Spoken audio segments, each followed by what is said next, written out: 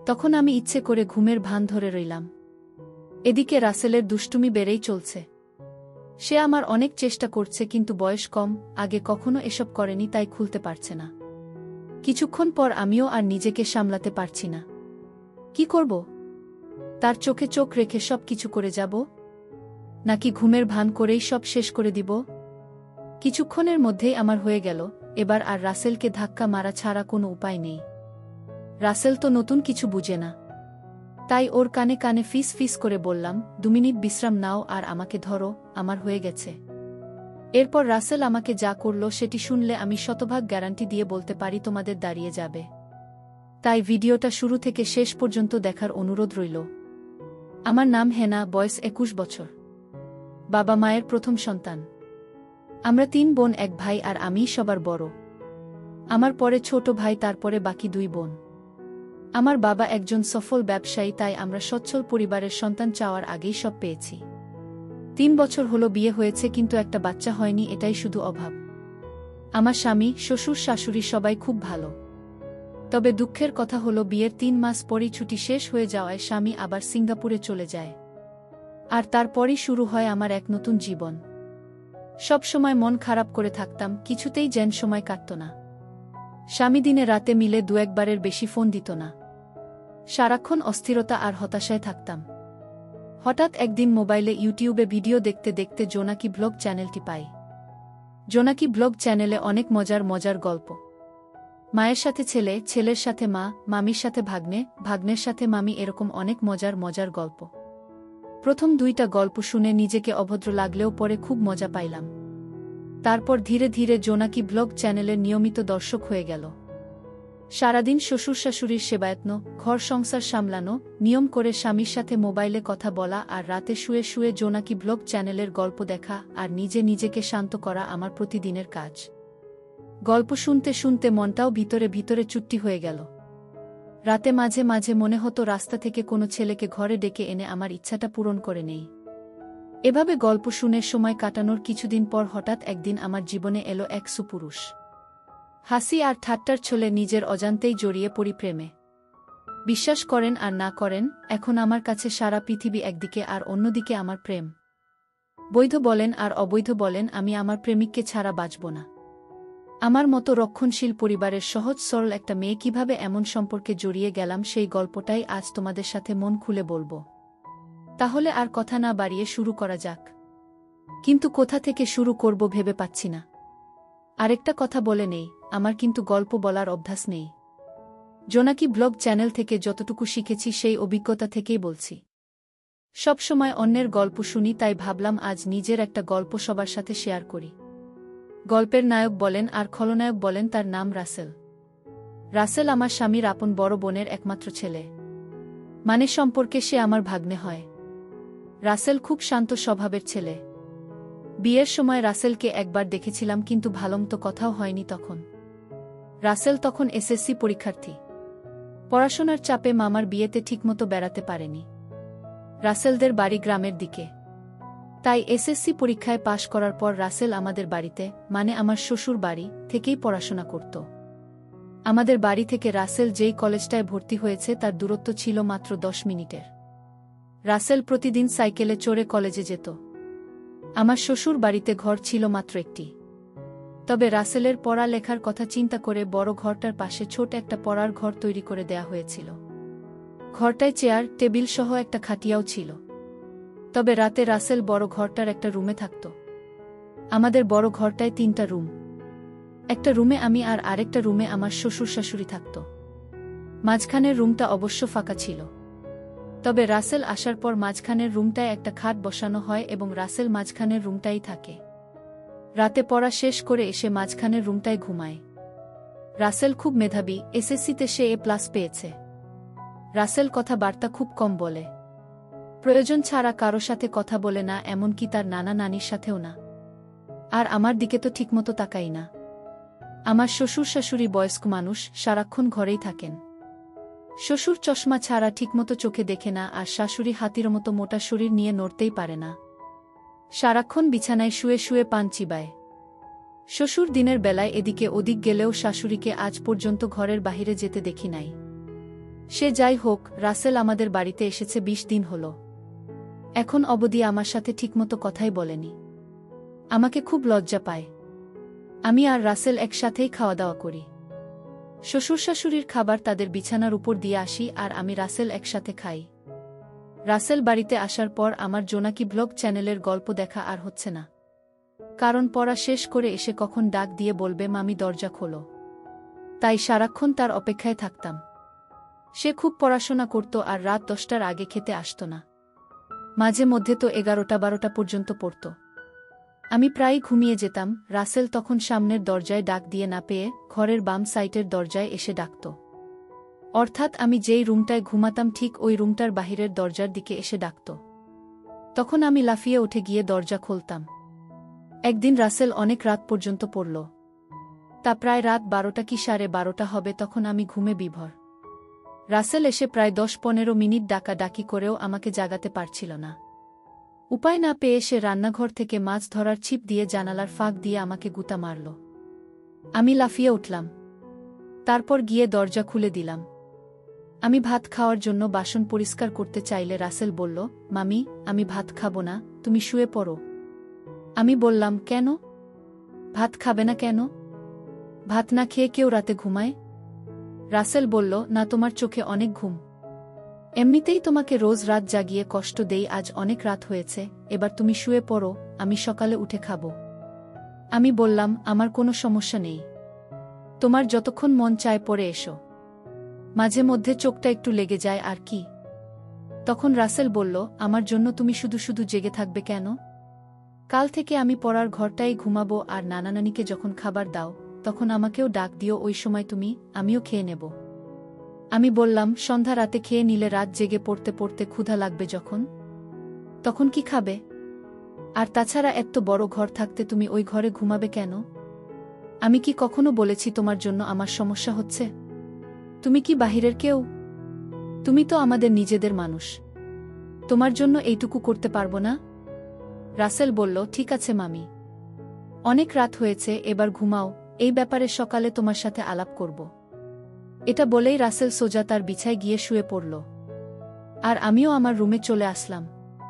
তবে আর যাই হোক, আজ প্রথম রাসেল আমার সাথে এত কথা বলেছে, কিন্তু একবারও আমার চোখের দিকে তাকায়নি। এখন সকাল 8টা। রাসেল এখনো ঘুম থেকে ওঠেনি। কাল অনেক রাতে ঘুমিয়েছে, তাই একটু বেশি ঘুমাচ্ছে। এমনিতে প্রতিদিন সকাল 6টার সময় ঘুম থেকে উঠে উঠোনে হাঁটাহাঁটি করে। রাসেলকে কখনো সকালে পড়তে দেখিনি। রাসেলকে ডাক দিতে হবে, কারণ 10টায় ক্লাস আছে। তাই রাসেলকে ডাক দিলাম। রাসেল, রাসেল ওঠো, 8টা বাজে, কলেজে যাবে না? রাসেল বলল, কয়টা বাজে? 8টা। 8টা বাজে বলতেই লাফিয়ে উঠল। তারপর গোসল করতে গেল। মিনিট 10-এর মধ্যে গোসল শেষ করে নাস্তা খেয়ে সোজা কলেজে চলে গেল। এরপর ঠিক 2টার সময় কলেজের ক্লাস শেষ করে বাসায় ফিরল। মাঝে মধ্যে অবশ্য 12টা-1টার দিকেও চলে আসে। পড়ার ঘরে বই খাতা রেখে গোসলখানায় হাত মুখ ধৌত করতে গেল। এদিকে আমি খাবার নিয়ে বসে আছি। রাসেল ঘরে আসলো। তারপর আমার দুজনে একসাথে দুপুরের খাবার খেলাম। খাবার খাওয়ার সময় কোনো কথা হলো না। শুধু জিজ্ঞেস করেছিলাম কলেজে ঠিকমতো ক্লাস হয় কিনা। বাচ্চা ছেলের মতো মাথা নেড়ে শুধু বলেছিল হ্যাঁ, শুধু এইটুকুই। খাবার খেয়ে রাসেল তার পড়ার ঘরে গিয়ে শুয়ে রইল। রাসেল অবশ্য দিনের বেলা ওই ঘরটায় ঘুমায়। সন্ধ্যা হয়ে গেল। রাসেল ঘুম থেকে উঠছে না। আমি পড়ার ঘরটায় গিয়ে রাসেলকে ডাক দিলাম।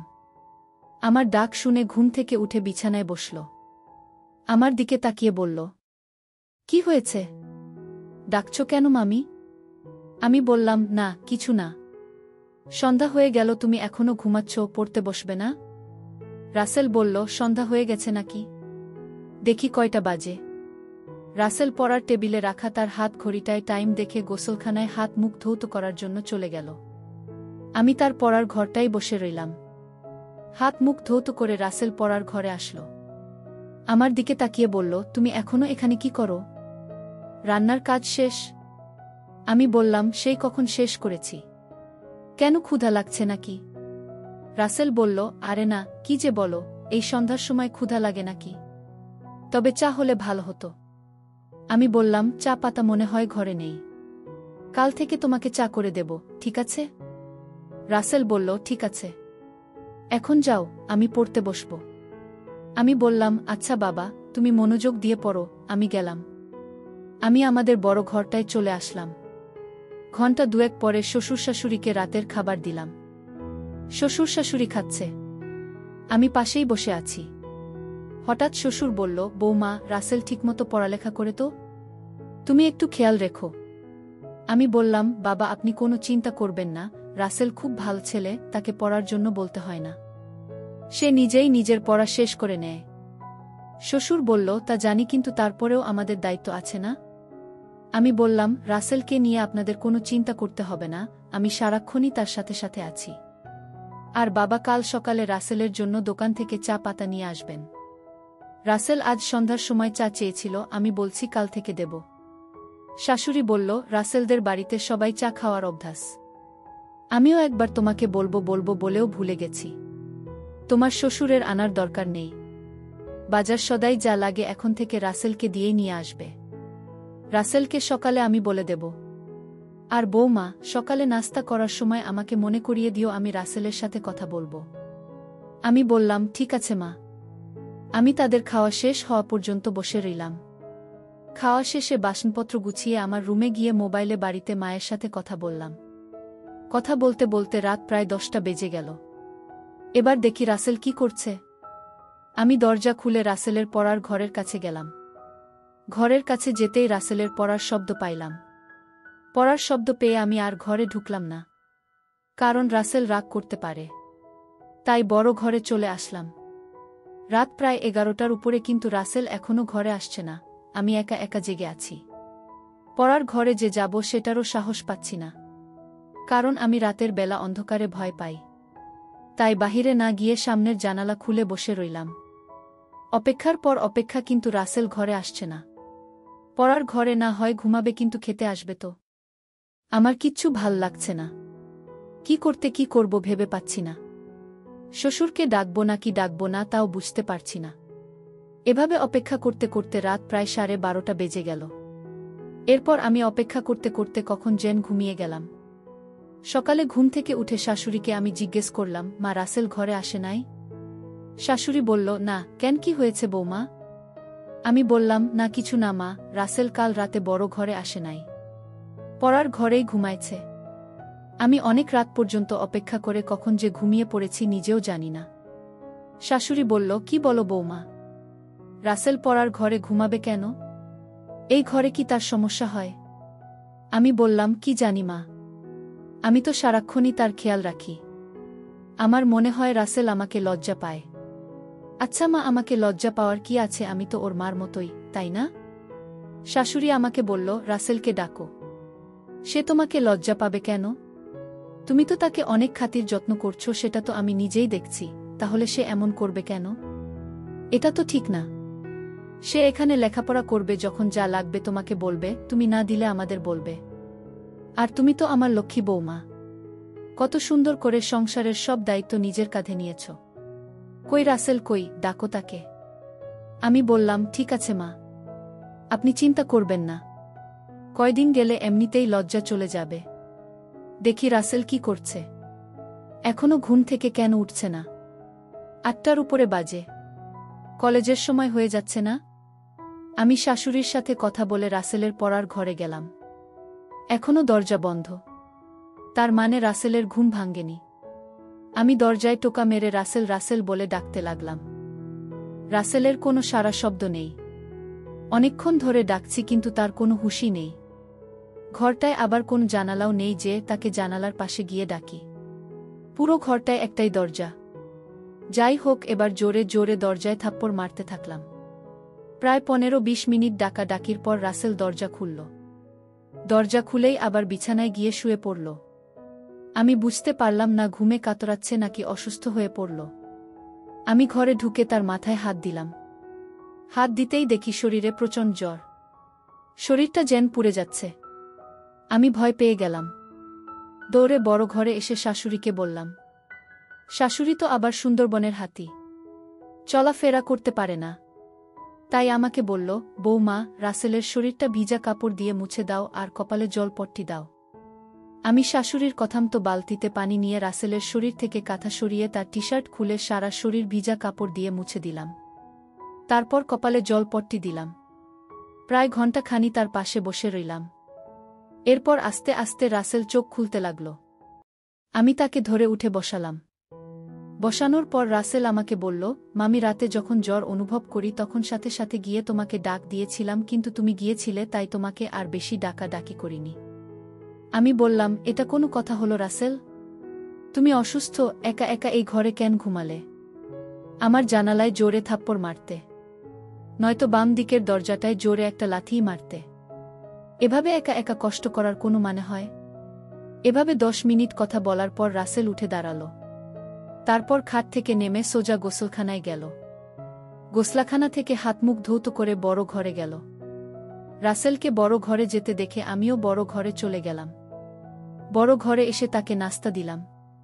নাস্তা করতে করতে তার শরীরের জ্বর কিছুটা কমে গেল।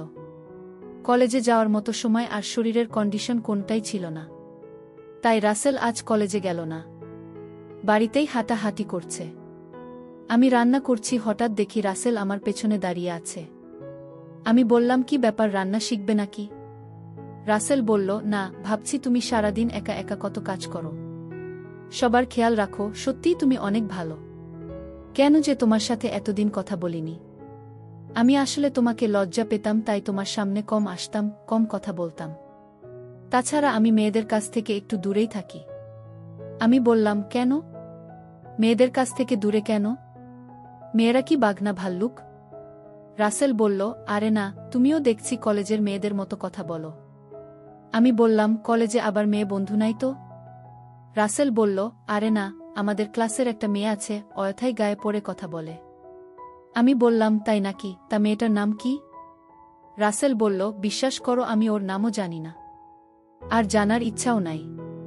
তাকে দেখলেই আমার প্রচণ্ড রাগ হয়। গায়ে পড়ে কথা বলা মেয়েদের আমি একদম পছন্দ করি না। আমি বললাম, তাহলে তো তুমি আমাকেও পছন্দ করো না, কারণ আমিও তো তোমার গায়ে পড়ে কথা বলি। রাসেল বলল, তুমি কি বাহিরের মানুষ নাকি? তুমি তো আমার সাথে যখন খুশি কথা বলতে পারো। বলতে গেলে তোমার সাথে কথা না বলে আমি অপরাধ করেছি। তোমার জায়গায় অন্য কেউ হলে এতটা খেয়াল রাখত না। তুমি সত্যিই খুব ভালো। আমি বললাম, হয়েছে, আর হাওয়া দিতে হবে না। এবার যাও, আমার মোবাইলটা দিয়ে তোমার মাকে একটা ফোন দাও, তোমার অসুখের খবর জেনে গেছে। রাসেল বলল, মাকে আবার জানালে কেন? আমি বলিনি, তোমার নানি বলেছে। নানি? এই নানিকে নিয়ে আর পারলাম না, সব কিছুতেই বাড়াবাড়ি করে। রাসেল আমার রুমে চলে গেল। আমি রান্না শেষ করে গোসলখানায় গেলাম। গোসল শেষ করে শ্বশুর শাশুড়িকে দুপুরের খাবার দিয়ে আমি আর রাসেল একসাথে খাবার খাইলাম। দুপুরের খাবার শেষ করে রাসেল পড়ার ঘরে চলে গেল। আমি বাসনপত্র গুছিয়ে দেখি সে বড় ঘরে নেই। আমি রাসেলের পড়ার ঘরে গিয়ে রাসেলকে ডাক দিয়ে বললাম, এই ঘরে ঘুমানোর দরকার নেই, বড় ঘরে আসো, আবার শরীর খারাপ করলে উঠে দাঁড়াতে পারবে না। রাসেল তখন আমার কথা আর অমান্য করল না। আমার পেছন পেছন বড় ঘরে এসে মাঝখানের রুমটার খাটে বসে রইল। আমি তাকে বললাম, রাসেল, মাঝের রুমে ঘুমাতে অসুবিধা হলে তুমি আমার রুমে গিয়ে ঘুমাও। আমি দুপুরে বেশি ঘুমাই না, তুমি যাও আমার রুমে গিয়ে ঘুমাও। আসলে মাঝের রুমটা একটু খোলা মেলা তো, তাই রাসেল এখানে ঘুমাতে স্বাচ্ছন্দ্যবোধ করে না। তারপর রাসেল আমার কথামতো আমার রুমটায় গিয়ে শুয়ে পড়ল। এদিকে শাশুড়ি ডাকছে পান খাবে, চুনের কৌটা খুঁজে পাচ্ছে না। চুনের কৌটা দিতেই শাশুড়ি জিজ্ঞেস করল, রাসেল কোথায়? আমি বললাম, মা, রাসেল আমার রুমে ঘুমাচ্ছে, পড়ার ঘরে গিয়ে শুইছিল, আমিই নিয়ে এসেছি। বলা তো যায় না, আবার কখন শরীরটা খারাপ করে বসে, আর মাঝের রুমটায় রাসেল ঘুমাতে পছন্দ করে না, এজন্য আমিই বলেছি আমার রুমে গিয়ে ঘুমাতে। শাশুড়ি বলল, ভালোই করেছ, মাঝের রুমটা আসলে থাকার উপযুক্ত না। দেখো, রাসেলকে বলো এখন থেকে তোমার সাথেই ঘুমাতে, রাতে পড়া শেষ করে তোমার সাথেই ঘুমাবে। তুমি তো আর তাকে কম আদর যত্ন করছো না, তোমার কথা না শুনে পারবে না। আমি বললাম, মনে হয় না আমার সাথে ঘুমাবে, তবে আজ আমার সাথে অনেক কথা বলেছে। এতদিন তো লজ্জায় কথাই বলেনি, আজ মামির সাথে খুব কথা বলেছে। শাশুড়ি বলল, বলেছিলাম না, কয়েকদিন গেলে ঠিক হয়ে যাবে। আর তুমি যেই খাতির যত্ন করছো ওর মা চেয়ে কম না। আমি বললাম, কি বলেন মা, রাসেল তো আমাদের ছেলের মতোই। তাছাড়া রাসেলের মামা রাসেলকে অনেক ভালোবাসে। প্রতিদিনই ফোনে রাসেলের খোঁজ খবর নেয়। রাসেলকে কি আমি যত্ন না করে পারি? শাশুড়ি বলল, না রে মা, তোর মতো বউ পাওয়া ভাগ্যের ব্যাপার। এই বলে শাশুড়ি প্রায় কেঁদে দিল। আমি চলে আসলাম আমার রুমে। এসে দেখি রাসেল ঘুমায়নি, মোবাইলে গেমস খেলতাছে। আমি বললাম, গেমস খেলার দরকার নেই, রাতে জ্বরের জন্য ভালোমতো ঘুমাতে পারোনি, এখন একটু ঘুমাও। রাসেল বলল, তুমি কি করবে? তুমি ঘুমাবে না? আমি বললাম, না আমি ঘুমাবো না। আর ঘুমালেও সমস্যা নেই, খাট তো আর ছোট না, তোমার পেছনে শুয়ে পড়ব। রাসেল বলল, কি বলো? আমি কারো সাথে ঘুমাই না, আমি একা একা ঘুমাতেই পছন্দ করি। তাছাড়া আমার ঘুমের স্টাইল ভালো না, ঘুমের মধ্যে হাত পা কখন কোথায় যায় নিজেও জানি না। আমি হেসে বললাম, হাত পা আর কোথায় যাবে? এই রুম ছেড়ে তো আর যাবে না। রাসেল বলল, তুমি তো দারুণ কথা জানো। হাসতে হাসতে, তুমি খুব মজার মানুষ, তোমার মনটা অনেক ভালো। আমি বললাম, এত ভালো ভালো বলা লাগবে না, এবার ঘুমানোর চেষ্টা করো। তোমার অমত থাকলে আমি মাঝের রুমে গিয়ে ঘুমাই। রাসেল বলল, না না, সমস্যা নেই, আমার চোখে এত ঘুম নেই এখন। তুমি সারাক্ষণ কাজকর্ম করো, তোমার এখন একটু বিশ্রাম দরকার। তুমি ঘুমাও, আমি সাইলেন্স মুডে তোমার মোবাইলটায় একটু গেমস খেলি। আমি বললাম, আচ্ছা তুমি গেমস খেলো, আমি ঘণ্টাখানি ঘুমাই। এই বলে আমি ঘুমিয়ে পড়লাম। ঘুম থেকে উঠে দেখি রাসেল নেই। ঘরের বাহিরে গিয়ে দেখি উঠানে হাঁটতাছে। সন্ধ্যাও ঘনিয়ে আসছে। এর মধ্যে আমি রান্না ঘরে গিয়ে রাসেলের জন্য নুডলস বানালাম। রাসেল নুডলস দেখে খুব খুশি। তারপর নুডলস খেয়ে পড়ার ঘরে গিয়ে পড়তে বসল। ঘণ্টাখানি পড়ার পর আমি গিয়ে তাকে নিয়ে আসলাম। বললাম, আজ আর এত পড়ার দরকার নেই, শরীর ভাল হলে কাল থেকে আবার পড়া শুরু করবা। রাসেল আমার সাথে বড় ঘরে চলে আসলো। রাতের খাবার খেয়ে উঠার আগেই শাশুড়ি রাসেলকে ডাকল। রাসেল, রাসেল, আসছি নানি। কি হয়েছে, ডাকছ কেন? রাসেলের নানি বলল, ওই ছোট ঘরটা বানাইছি তোর পড়ার জন্য, থাকার জন্য না। মাঝের রুমটায় ঘুমাতে না পারলে তোর মামির সাথে ঘুমা। তোর মামি কি তোকে কম আদর করে? মুরব্বিদের কথা শুনতে হয়, শুধু লেখাপড়া করলে হয় না, আদব কায়দাও শিখতে হয়। রাসেল বলল, ঠিক আছে, তুমি ঘুমাও, আমি মামির সাথেই ঘুমাবো। শাশুড়ির সাথে কথা বলে রাসেল যখন মাঝের রুমের খাটে বসল, ঠিক তখনই হঠাৎ তার শরীরটা আবার আগুনের মতো গরম হতে লাগল। শরীরটা যেন পুড়ে যাচ্ছে। রাসেল মামি মামি বলে ডাকতে লাগল। আমি আমার রুমে ছিলাম। দৌড়ে গেলাম রাসেলের কাছে। আমি বললাম, কি হয়েছে রাসেল? রাসেল বলল, মামি দেখো, আমার শরীরটা আবার গরম হয়ে যাচ্ছে, শরীরটা যেন কাঁপছে।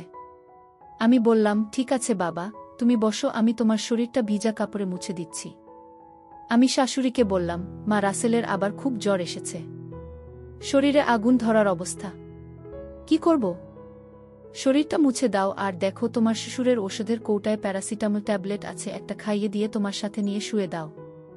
রাতে জ্বর না কমলে সকালে ডাক্তারের কাছে নিয়ে যাইও। আমি শাশুড়ির কথামতো তাই করলাম। আমার রুমে নিয়ে খাটে শোয়াইয়া তার সারা শরীর ভিজা কাপড় দিয়ে মুছে দিলাম। রাসেল জ্বরে খুব কাঁপছে দেখে আলমারি থেকে একটা কম্বল নামিয়ে দিলাম। আমি আর রাসেল পাশাপাশি শুয়ে রইলাম। আমি রাসেলের মাথায় হাত বুলাতে লাগলাম।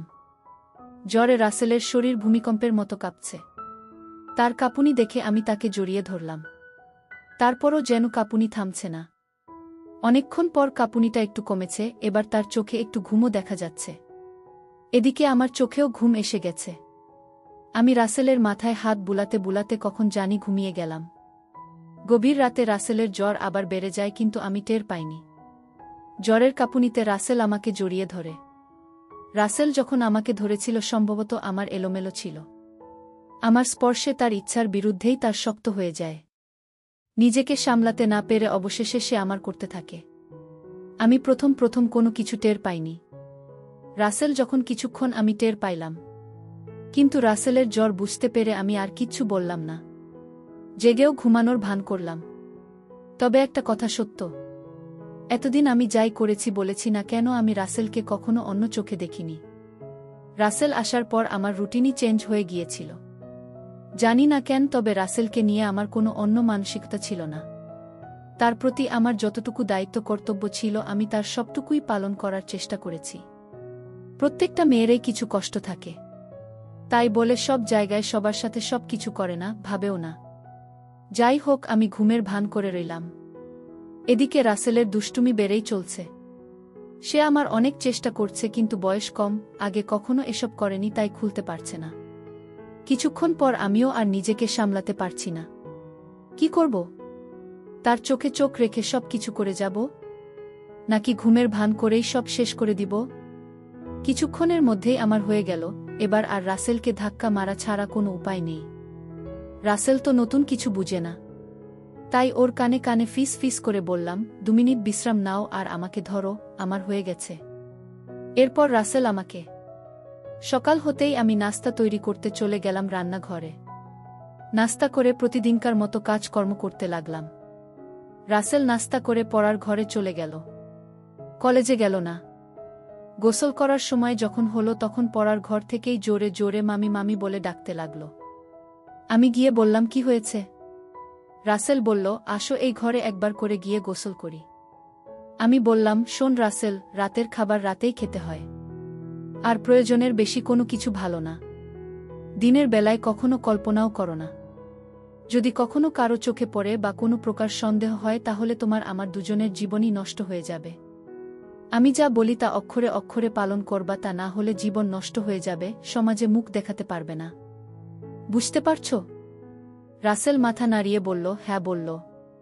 তারপর থেকে রাসেল আর কোন দিন দিনের বেলা জন্য বায়না ধরেনি, আর আমার কথার বাহিরেও যায়নি। আর আমি তখন থেকে নিয়মিত পিল খেতে থাকলাম।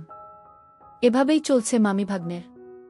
গত 3 বছর ধরে আমরা করে যাচ্ছি। এর মধ্যে আমার স্বামীও একবার বাড়িতে এসে গেছে, কিন্তু কোনো প্রকার সমস্যা হয়নি। যদি রাসেল আমার কথা মতো চলে তাহলে ভবিষ্যতেও কোনো সমস্যা হবে না। সারা জীবন আমাদের সম্পর্ক থাকবে।